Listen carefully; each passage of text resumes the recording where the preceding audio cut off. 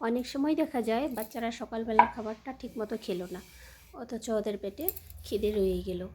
তারপর দুপুরের খাবার সময় হতে না হতে ওদের খিদে পেয়ে যায় আর বলে চিপস কুরকুরি এসবের দিকে ছুটতে থাকে।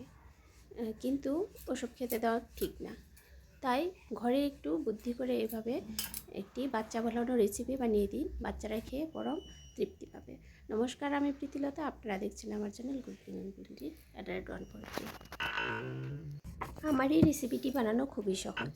অনেক সময় সকালে মেখে রাখা আটা থেকে যায় আর ওই আটা দিয়ে দুটো গুলা করে নিয়ে রুটি বেলে নিন, তার উপরে দিয়ে দিন ঘরে থাকা দুধের সরগুলো দিয়ে তার উপর দিয়ে দিন 1 চামচ পরিমাণ চিনিগুলো দিয়ে ভালো করে মিশিয়ে নিয়ে ওকে ফোল্ড করে দিন। ফোল্ড করে দেওয়ার পর এইভাবে কিনারগুলো চেপে চেপে বন্ধ করে দিন। তারপর অন্য রুটিটাও এভাবেই মালাই দিয়ে তারপর চিনি দিয়ে দিই।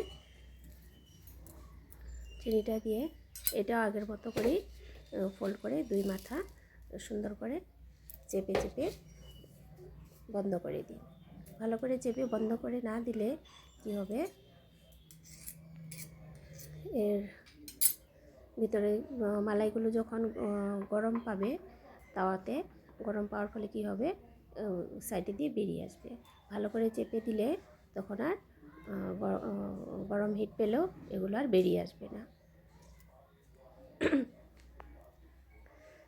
চেপে চেপে এভাবে মুড়িয়ে মুড়িয়ে দিয়ে সুন্দর করে শেপ দিয়ে দিন। একটু সুন্দর করে বানানো হয়ে গেছে। এবার তাওয়াতে অল্প পরিমাণ দিয়ে দিব রিফাইন তেল। আমার এই রেসিপিটা রিফাইন তেলে ভাজলে বেশি ভালো লাগে। আপনারা চাইলে ঘিও ভাজতে পারেন, কেন কি ঘিও বাচ্চাদের জন্য খুবই হেলদি থাকে। কিন্তু আমার বাচ্চাটা ঘি খেতে অত একটা পছন্দ করে না, তাই এটাকে রিফাইন তেল দিয়ে ভাজবো।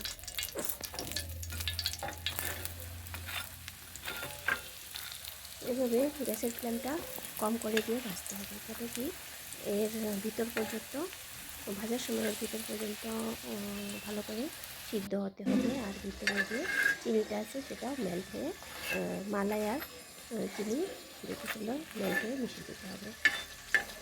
তাই গ্যাসের ফ্লেমটা বেশি বাড়িয়ে দিলে উপর থেকে লাল হয়ে যাবে আর ভিতরে ভালো করে সিদ্ধ হবে না। এভাবে চিনারগুলো চেপে চেপে ভালো করে ভেজে নিতে হবে, নাহলে কিনারগুলো কাঁচা থেকে যাবে। আর এইভাবে আমি দুটো পরোটাকে সুন্দরভাবে ভেজে নিলাম। খুব সুন্দর করে ভেজে নেওয়া হয়েছে। এগুলো যেরকম যত সুন্দর করে ভাজা হবে ততেও খেতেও টেস্ট হবে। আর গরম গরম বাচ্চারা যদি এরকম পায় তাহলে তার কথা নেই, ওরা খুব সুন্দর পরম তৃপ্তি করে খাবে। আর আমার এগুলো ভিতরে দেখুন এরকম সুন্দর মেল্ট হয়ে গেছে চিনি আর মালাই। আর আপনাদের যদি আমার এই ভিডিওটি ভালো লেগে থাকে তাহলে অবশ্যই একটি লাইক আর কমেন্ট করে জানাবেন, আর সাবস্ক্রাইব করতেও ভুলবেন না প্লিজ। আর ভিডিও দেখার জন্য অসংখ্য ধন্যবাদ রইল। Thank you for watching.